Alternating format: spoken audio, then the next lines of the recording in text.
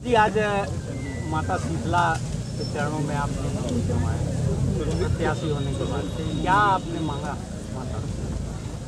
माँ बाप के सामने कुछ मांगना नहीं पड़ता है, खाली अपनी श्रद्धा व्यक्त करनी होती है। कल शाम को मैं वाराणसी में बाबा भोलेनाथ के नगरी में शयन आरती में दर्शन किया। आज सुबह संकट मोचन में हनुमान जी के दर्शन किए, फिर दुर्गा कुंड में माँ दुर्गा के दर्शन किए और जौनपुर में आते ही सबसे पहले हमारे सब जो साथ में जिलाध्यक्ष पुष्पराज सिंह जी, इस नगर के विधायक और उत्तर प्रदेश सरकार के सम्मानीय मंत्री गिरीश यादव जी, हमारे सुशील मिश्रा जी, ओम प्रकाश जी और डॉक्टर उदय सिंह जो अभी विधायक थे कहीं कहीं होंगे, हम सब लोगों ने दर्शन करने मांगना, मैंने कहा कि माँ बाप के साथ मांगना नहीं पड़ता है, खाली श्रद्धा व्यक्त जाती है। रणनीति क्या रहेगी पिछली हार और इस बार जीत के लिए? एक तो प्रधानमंत्री की योजना,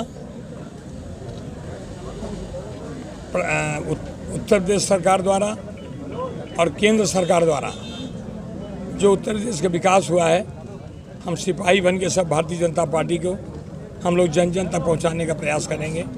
और मुझे लगता है कि जो विकास 2014-2017 से शुरू हुआ, आज 2022 हो, अभी 2024 है, देश की जनता एक सबसे बड़ा काम मेरी निगाह में जो दो था जिसके लिए मैंने कांग्रेस पार्टी छोड़ दी, एक तो था आर्टिकल 370, 5 अगस्त 2019 को जब हटाया गया उससे रहा नहीं गया और कांग्रेस के लोगों ने विरोध किया, उनके साथियों ने विरोध किया।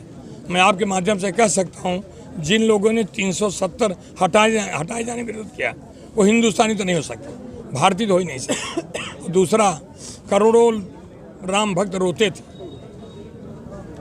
और मैं मेरी धर्मपंथी की बात करूं तो भगवान राम के लिए मुझे कई बार कहती थी, इस पार्टी में कब तक काम करो जो भगवान राम मंदिर नहीं बनने दे रहा है।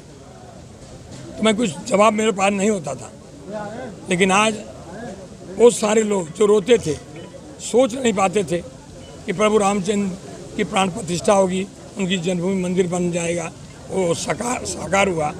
इसके लिए मैं यही कह सकता हूँ कि जो इस देश की सनातन धर्म को, इस देश के देवी देवताओं को और इस देश के विकास में बहुत बताएंगे आपको, चिट्ठियाँ आपको पता भी है।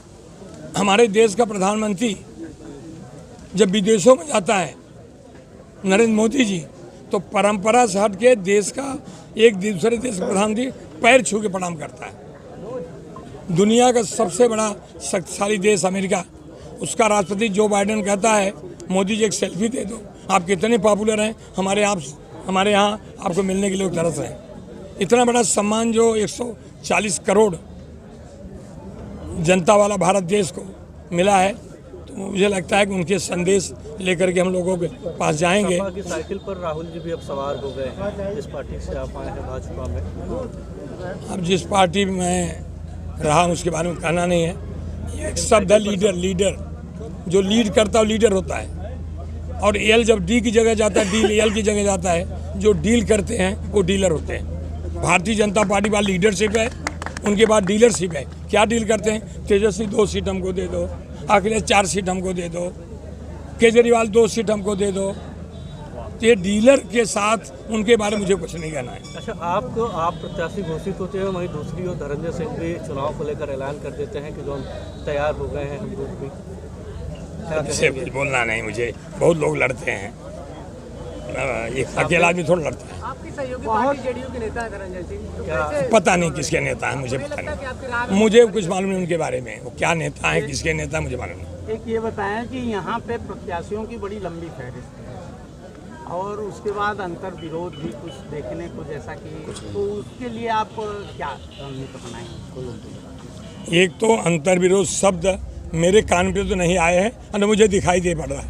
कल बात हुई हमारे जिलाध्यक्ष से, गिरीश यादव जी से, बाकी सब लोगों ने बाबतपुर चौराहे से कोई गाड़ी खुद की कोई भाड़े पे नहीं किया, गाड़ी सब ले करके 300-400 काफिला चल रहा है। जौनपुर में छोटे से लेके बुजुर्ग हमको आशीर्वाद दे रहे हैं। तो ये विषय मुझे लगता है किसी दूसरे के लागू होगा, भारतीय जनता पार्टी में कभी अंतर विरोध नहीं होगा।